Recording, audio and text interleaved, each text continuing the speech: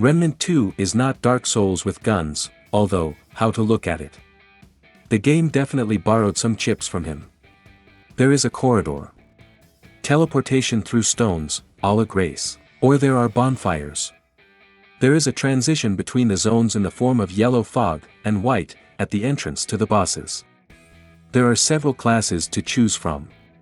But unlike any Soul series game, Remnant 2 doesn't make your ass burn and you don't run crying in the shower after meeting with the next boss. However, it is definitely a quality product that is primarily designed for playing in a cooperative and has a full Russian voice acting. That the game came out, took it and started to pass. I just decided to play something more light, after passing the Elden Ring, the thought of which still compresses my whole being. Of course there will be spoilers. But on the other hand, what spoilers can there be in a game where the plot is as simple as 2x2? It all starts from the moment my friend and I are looking for Block 13, District Number 9 or Block 13. Supposedly, this is the last stronghold of humanity in the fight against the Root. A kind of contagion that engulfed the world and turned everyone into Pinocchio. But the residents of the block find us faster, and what we see is that there are 10 people left in the last stronghold of humanity. Then Grandfather shows us a miracle stone. She climbs into it, and Clementine climbs in after her. To which we had an irresistible desire to save her. Why, who she is and why we should save her remains a mystery. Then the plot is not particularly revealed. Besides the fact that we jump over rocks on worlds infected by the Root. And that same Clementine, the last hope of the universe, for deliverance, peace from the power of the Root. We will find out the truth somewhere in the middle of the game. When all hope of understanding what was happening was almost gone.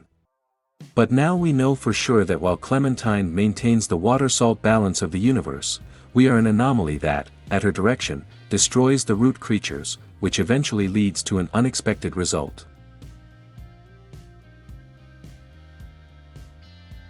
Great, the plot has been sorted out. What's there by class? From the start, 4 classes are available to us: a medic, a hunter, a fighter and a dog handler. The presence of a medic class already hints at a cooperative, because it is unlikely that you will use it in a solo game. Hunter in my opinion is the simplest class in the game and is ideal for beginners. Since you can squeeze huge damage figures out of rifles, from which all enemies will fall with one shot. And in general, all fights with monsters and bosses become much easier if you keep them at a distance, calmly shooting them. I passed the game for this class. A fighter should be taken if you want hardcore and humiliation, since he is sharpened for melee attacks and high defense. Take a fighter, set a high level of difficulty, and you suffer. That's where the real Dark Souls will be. Well, a dog handler is suitable for both the first passage, and for easier passage of heavy difficulty levels, because all the monsters are aggro on the dog running next to you. While the dog is dancing, you can safely shoot them.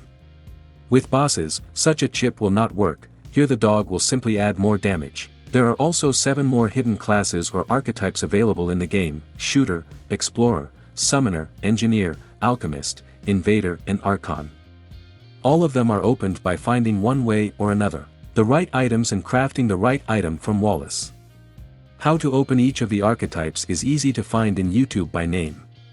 Why are they needed? The game has a multi-class system. Having upgraded your main class to level 10, you have the opportunity to choose a second profession and also continue to pump it, having received all the skills and talents of this archetype. For example, having pumped a hunter to the maximum, I took a dog handler as a second profession, which greatly simplified the passage of locations at maximum complexity. This is necessary, firstly, in order for you to, there was a desire, rewire the game with a new class. Secondly, to assemble a classic party from a tank, a healer, a summoner and a shooter, as in MMORPG, and complete the game in a cooperative. Classes are good, but there is practically no building within each class. Since all you can do to strengthen your class is to select the right amulet and 4 rings. And then, it feels like there is one perfect set for each class. By the way, as in the Elden Ring, the game allows you to completely pass yourself with the initial weapon, which I did myself.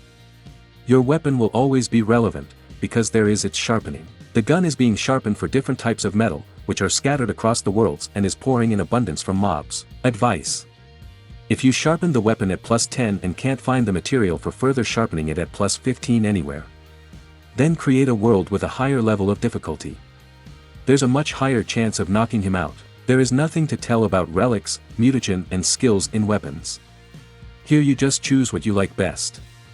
But do not forget to visit Wallace upstairs, because he will have the opportunity to increase the amount of use of relics. Gameplay. Here, in my opinion, the game is sagging, and the developers could have tried better. In total, we will visit 5 worlds. Lawsome is a world most similar in spirit to the Soul series. With psychotic grandmothers, various monsters, a mental hospital and a cool final boss who made me sweat out of habit. Especially when it became clear that bosses have a second phase here. The world flies by with a bang, as this is the first location in the game and everything is new here, everything is interesting. Yeisha is the world of fawns, lost somewhere in the woods. Colorful locations, bright NPCs and interesting quests.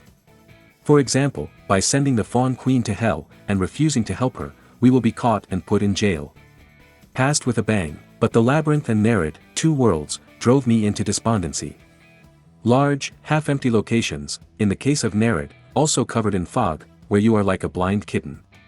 You poke around in the corners, hoping to find the right entrance to the right dungeon, where the right item will lie to open the next world. Nerid I was able to master with 3 attempts and busting the desire to quit the game, because it was stupidly boring. If I were the developers, I would reduce these 2 worlds by 3 times and add 2 to 3 more new worlds instead. Then it would be perfect. My second complaint to the bosses. There are few of them. This is not an Elden Ring, where a boss is waiting for you around every corner or in every cave, ready to chop you into pieces. No. There are quite a lot of locations where you are attacked by ordinary monsters, which are also easily shot back, and you keep running on, hoping, well, when something interesting already happens. And there are few bosses here. In every world we get into the arena, where various monsters appear in large numbers and until we shoot them, the test will not end. Or we run into a boss who has 1 phase and who is easily killed at a distance. Because of what the feeling is created, that the loss and the world of the root, the final world, were done by some people, because they are the most saturated, complex, interesting and there are 2 phases for bosses. And the rest of the worlds were made by other people who were not particularly interested in the pleasure of the player.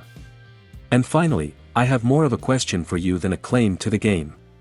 Who has understood whether talents work at all or not? The game has a bunch of talents, both class-based and acquired as you progress.